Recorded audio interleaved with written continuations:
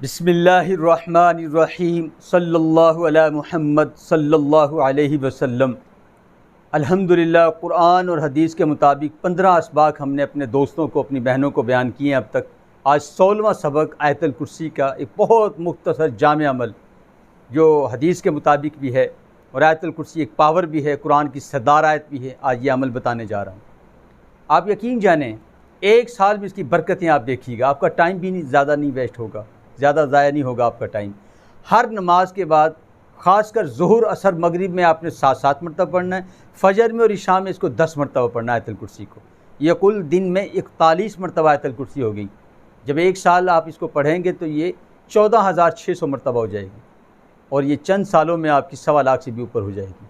इसकी बरकतें ये हैं कि जब तक आपकी ज़िंदगी है, कोई इंसान में दुश्मन हो, जिन्नात में दुश्मन हो, शयातीन में दुश्मन हो, हासदीन में दुश्मन हो, कोई दुश्मन आपके ऊपर हमला नहीं कर सकेगा, आपकी इज़्ज़त पर, आपके माल पर, आपके बच्चों पर, आपकी ज़िंदगी पर।